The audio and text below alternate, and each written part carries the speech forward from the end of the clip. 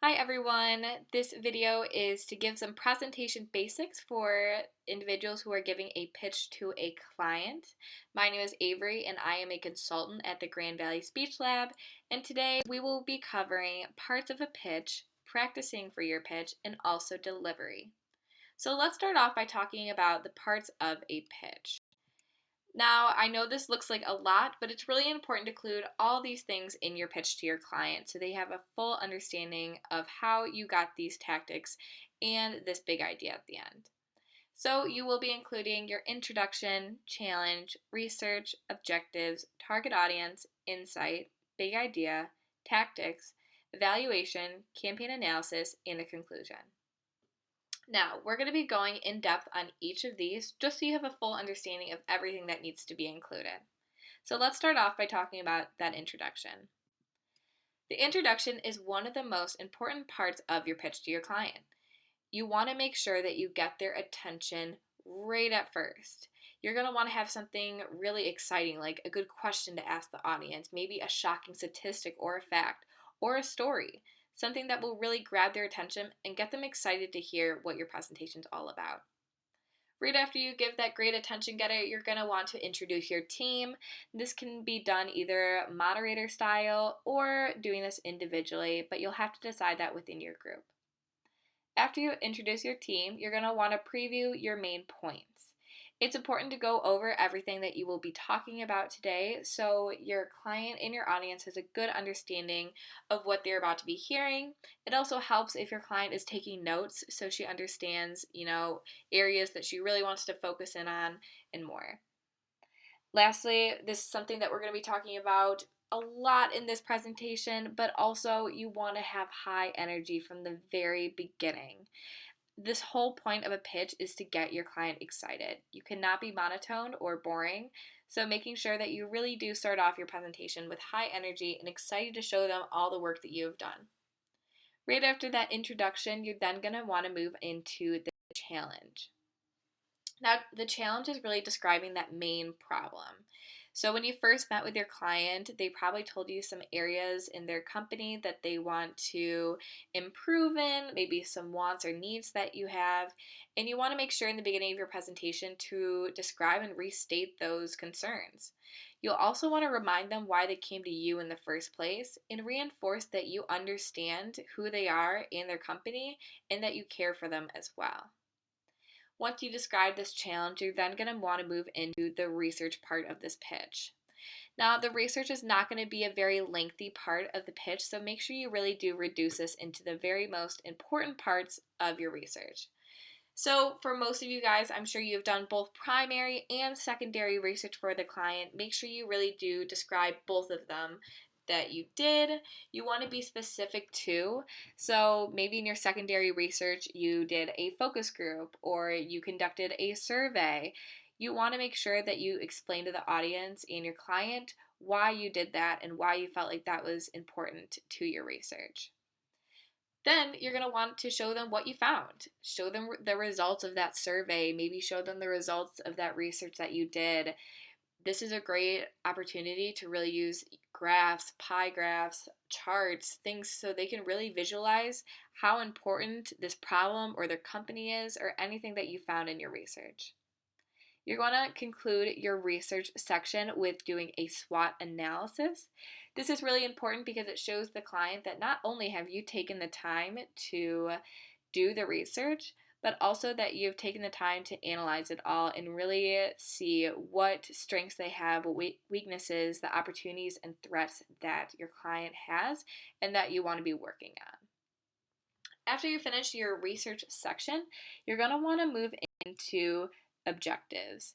Now, you should have, depending on your professor, one objective, maybe a couple objectives, but you want to clearly state out what your objective is. And by writing out your objectives, you really want to make sure they're SMART goals. I'm sure a lot of professors have explained this, but you want to make sure that your objectives are very specific, measurable, achievable, realistic, and timely. I really recommend writing out the exact objective you have on the screen so your client has no confusion on what your objective is. Once you have claimed your objective, you're going to want to move into talking about the target audience that you chose. So, start off by clearly describing who this audience is. For example, if I was using Grand Valley women students, I would explain them the age group, the location, and more. So, your audience and also your client have a very clear understanding of who you are targeting. Once you go over your target audience, you're going to want to talk about the insights you've gained from them. So, explaining why did you choose this target audience? Also, insights into the campaign. Why is this target audience important to their company? You want to keep it very simple, but at the same time informative on why this is important to the client to understand. Now, once you have talked about the research, the challenge at hand, the target audience, and everything that you have prepared, you're wanting to give the big idea. This should be the most exciting part of your presentation. The climax, we'll say. This is just a single sentence of your big idea for their company, organization, or whatever you are doing for your client. And you're going to want to be super excited and passionate about this. No monotoned, no whispers. This is a very exciting part and something that the client is excited to hear. So make sure you're being very excited about it. Once you've stated your big idea, then you're going to want to move into those tactics. This will probably be one of the longest parts of your presentation, but it's important and also exciting for the client to hear all the tactics that you've created for them. So individually, create a slide for every single tactic that you've created. So for example, if you created a flyer for a concert for your client, you're going to want to make sure you say exactly the venue that they'll be at. What will the flyer look like? Every single detail in these slides. So do talk about how you're achieving this big idea through this tactic, how this is going to aid them. Describe each one in detail, like I said. Where will they be placed? What are you doing it for? Really make sure that you're being specific in these tactics. And know that it's okay that this section is going to be the longest, but make sure that you're still keeping that excitement throughout it. After you go over all of your tactics, you're going to go over how you're going to evaluate these. So if you are doing analytics or you're giving out a survey at the end, whatever you're doing, you want to make sure you give the client the tools to understand how to view these results. Especially for this class, you will be pretty much handing them all the work you did, and it's on the client then to take that work and do it. So you want to make sure you give them some ideas on how to measure these results to see if it was effective or not. This goes pretty similarly with the campaign analysis that you will be including, but this is more general. How do you know that the overall campaign was successful? What ways do you believe it's important to measure these? In this part, you're going to also want to make sure to restate your objectives. Have they been met through these tactics and these strategies? How would you know that? Again, talking about how are you measuring this? After you talk about that campaign analysis, you're going to want to end with your conclusion. Your conclusion is, just like the introduction, a very important part. You're going to want to wrap it up in a very clean and simple way. If needed, ask for the business questions or more, but know that your client is probably already ready with questions. So just waiting until the end to see what they have to say. Review the presentation. Make sure that you go over, just like in the beginning, everything you're going to be talking about. Review those at the end. There's something at the Speech Lab that we talk about a lot, which is called the full circle effect. You want them to feel completed at the end of your presentation, and you can do this by restating things, especially when you are stating everything you're talking about in the beginning and restating everything that you just talked about. It makes the audience and also your client feel very complete in everything that you just talked about. Lastly, finish strong. This is the last thing you're going to be saying to your client. Very important part of your pitch. It's really important also to bring it back to that attention getter you said in the beginning. So if you said a story in the beginning of your attention getter, make sure you finish with that same story. finish the story up. Or maybe you asked a question in the beginning of your presentation. Restate that question in the end. You want to make sure that you're also giving that full circle effect in that closure statement you're giving. Now that we have gone over each one of these things you'll be including in your pitch, I want to give a full outline example of everything we just talked about. So you can see in that introduction, attention getter, intro, preview of main points. Your body is going to have a main point 1, 2, 3, and 4. In your conclusion, we'll be wrapping up, reviewing those main points in that closure statement. So this all together is what your outline should look like. I have another slide right here, just giving another visual of what that outline is going to be looking like.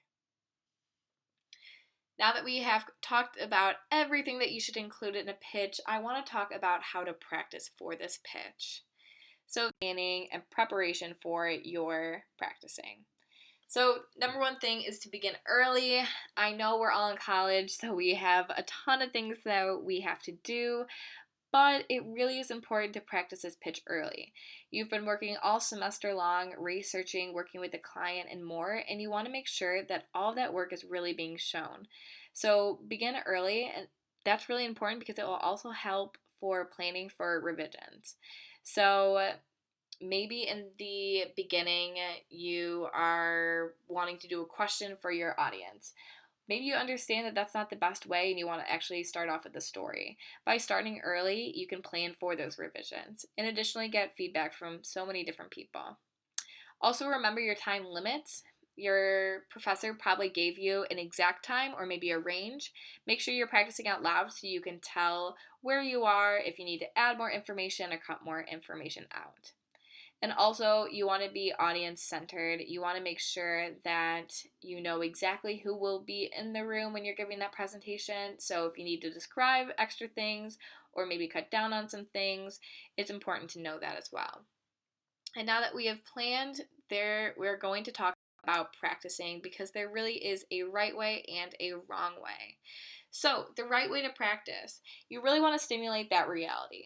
That means that if you are giving a presentation in a classroom or on stage or wherever you'll be, practice in that environment. You really want to become comfortable there. Another thing is practicing out loud. I think one of the worst ways to practice is quietly in your head, in your room. That's not going to help at all. Especially when you talk out loud, it's probably going to go a lot faster than in your head. So making sure you are loud so you can time yourself and kind of see where you're at. Like I talked about before, those notes, it's really important to practice with those so you feel confident in your information, and using those visual aids like a PowerPoint, making sure you know what's on each slide, clicking through them, and understanding where your other members are at too. I said this before, but timing yourself is so important when giving these presentations. You want to make sure you know exactly how long you're talking. I think we've all had a classmate that in a presentation talks twice as long as they should have. Respect yourself and also the audience by timing yourself so you know how long you are going. And also, recording yourself is a great tip. You are your hardest critic on yourself. So, recording yourself, give the presentation, you can see a lot of things that you are doing, the way you're talking, the way you're moving, and things that can really help you. So, make sure you evaluate yourself. And lastly, expect the unexpected. This is why we practice. Maybe things go wrong, maybe you blank out, maybe your partner's not there. That's why we practice, is so we're ready for this unexpected. So, know that that's okay. Now that we've talked about practice, I want to talk about delivery because, like I said in the beginning, you want to have this be one of the most exciting presentations you've given. So that means high stakes, high energy. The connection is really crucial with that audience and your client there. You want to sound comfortable with your information and familiar to your client. This is obviously someone that you should know at this point. You want to be confident in what you are saying, and really, like I've said throughout this presentation, your energy just has to be like super high. They want to see that you're excited about this presentation and that your big idea and your tactics are the best they're going to hear. So we're going to go in and now talk about both verbal and nonverbal communication applying to delivery. First, we're going to talk about verbal communication. Like I said, with that familiarness, you're going to want to have that conversational style throughout your presentation. I always give the example of pretend you're talking to like your grandma or someone elder that you're close to. You still have that respect for them, so you're probably not swearing up a storm or anything, but you also want to be comfortable with them. So kind of think about that when you're thinking about that conversational style. You're talking to them, not at them, making sure you really do have that appropriate word choice in there. And that also ties into translating and adapting language, making sure that you are defining everything and being super clear about what you are talking about. Maybe if in your research you explain a little more, if the client doesn't understand, just making sure that you are really adapting appropriately. Pauses is super important in verbal communication. It not only like helps in understanding the information but can add drama. Additionally, I know a lot of people deal with in presentations saying the word a lot.